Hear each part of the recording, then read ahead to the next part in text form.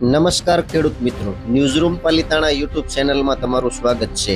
ગુજરાતના ખેડૂત ખાતેદારને સરકાર આપશે ₹27,000ની સહાય। કેટલા હેક્ટર સુધી મળશે સહાય? 21 જિલ્લામાં સર્વે ચાલુ કરાયો, જાણો તમારા જિલ્લાનું નામ। 27,000ની સહાય વારસદાર ખેડૂતને મળવા પાત્ર છે કે નહીં, બધી ડિટેલ હું તમને વિડીયોમાં આપવાનો છું। ચેનલમાં નવા છો તો પ્લીઝ ચેનલને સબસ્ક્રાઇબ કરવાનું ભૂલતા નહીં, જેથી કરીને આવી નવી માહિતી તમારા સુધી પહોંચતી રહે। ગુજરાતના ખેડૂતો માટે ઘરેલું કપાસ ઉત્પાદન વધારવા, આયાત પર નિર્ભરતા ઘટાડવા અને ખેડૂતોની આવક વધારવા માટે ભારત સરકારે 2026-27 થી 2030-31ના સમયગાળા માટે કપાસ ઉત્પાદકતા માટે મિશન શરૂ કરવામાં આવ્યું છે। આ મિશનનો હેતુ આધુનિક ખેતી તકનીકોને પ્રોત્સાહન આપીને કપાસની ઉત્પાદકતા વધારવાનો છે। આ અનુરૂપ ગુજરાત સરકારે રાજ્યમાં યોજનાના અસરકારક અમલીકરણ માટે ₹134.80 કરોડનું બજેટ મંજૂર કર્યું છે। ગુજરાત રાજ્યના અગ્રણી કપાસ ઉત્પાદકતા રાજ્યોમાંનું એક છે। આ કપાસ યોજના હેઠળ રાજ્ય સરકારે કપાસ ઉગાડતા 21 જિલ્લાઓમાં 1 લાખ હેક્ટરથી વધુ વિસ્તારને આવરી લેવાનો લક્ષ્યાંક નક્કી કર્યો છે।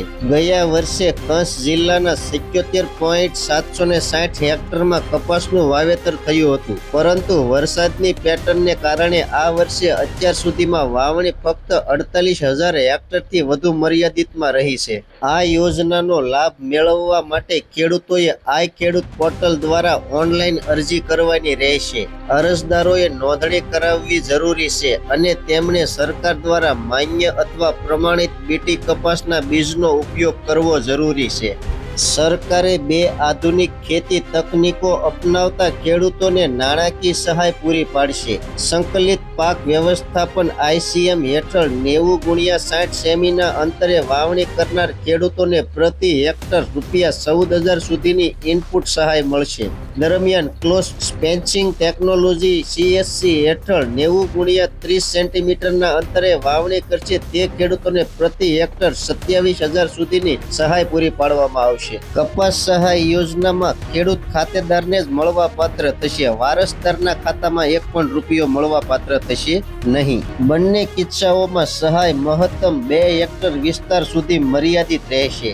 ગુજરાતના કયા જિલ્લામાં સર્વે કરાયો છે? કચ્છ, રાજકોટ, જામનગર, છોટાઉદેપુર, ગીર સોમનાથ, અમરેલી, સુરેન્દ્રનગર, ભાવનગર, બોટાદ, ભરૂચ, અમદાવાદ, વડોદરા, સાબરકાંઠા, નર્મદા, મહેસાણા, બનાસકાંઠા, અરવલ્લી, ગાંધીનગર, મોરબી, જૂનાગઢ અને પાટણ જિલ્લાઓના ખેડૂતોને આ યોજનાનો લાભ માટે મળવાપાત્ર થશે।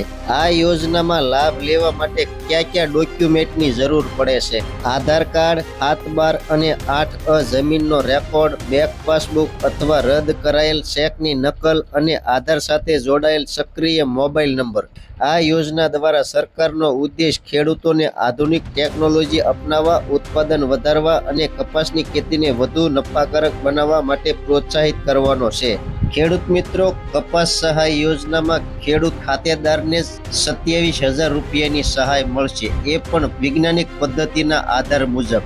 વારસદારને એક પણ રૂપિયો મળવા પાત્ર થશે નહીં અને વધુમાં વધુ 2 હેક્ટર સુધીની સહાય મળશે। તો આપેલી માહિતી તમને કેવી લાગી કોમેન્ટ બોક્સમાં કોમેન્ટ કરજો। ચેનલમાં નવા છો તો સબસ્ક્રાઇબ કરજો। હવે મળશું એક નવી માહિતી સાથે, ત્યાં સુધી બધાને જય જવાન, જય કિસાન, ભારત માતા કી જય।